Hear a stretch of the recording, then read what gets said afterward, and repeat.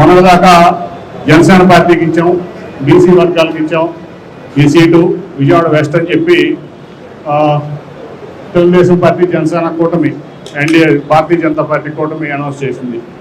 మళ్ళీ వాళ్ళ పాపం బీసీ వ్యక్తిని పేద వ్యక్తిని కాదని చెప్పి ఒక ధనికుడిని బీజేపీ పార్టీ నుంచి తీసుకొచ్చి ఇక్కడ అభ్యర్థిగా అనౌన్స్ చేసింది.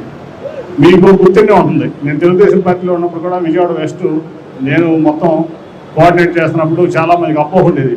మా కుమార్తె శ్వేతను ఇక్కడ ఎమ్మెల్యే క్యాండిడేట్ పెడతానంటే నేను పబ్లిక్ అనౌన్స్ చేశాను, ఇది ముస్లింలది బీసీలది సీటు, నా కుటుంబ సభ్యుల నుంచి కానీ నేను కానీ నా కుటుంబ సభ్యులు కానీ నా కుమార్తె శ్వేత కానీ ఇక్కడ పోటీ చేయదు, అటువంటి దానికి ఆస్కారమే లేదని నేను పబ్లిక్ అనౌన్స్ చేశాను. మీరు కూడా చూసే ఉంటారు. అది మరి ఇవాళ అవతల చూస్తే బీసీలను కాదని, ఎస్సీలను కాదని, మైనార్టీలను కాదని ఇవాళ చార్టెడ్ ఫ్లైట్లో తిరిగేటువంటి ఒక వ్యాపారవేత్తని, అట్లాగే ఏ వ్యవస్థ అయినా మేనేజ్ చేయగలిగినటువంటి ఒక ఎబిలిటీ ఉన్నటువంటి ఒక వ్యాపారవేత్తని తీసుకొచ్చి మన వెస్ట్ కాన్స్టిట్యున్సీలో పేదలు ఉండేటువంటి కాన్స్టిట్యున్సీలో మరి తీసుకొచ్చి పెడుతున్నారంటే అది నిజంగా మన జగన్మోహన్ రెడ్డి గారు చెప్పినట్లు పేదలకి పెత్తందారులకి మధ్య యుద్ధం, అవునా కదా?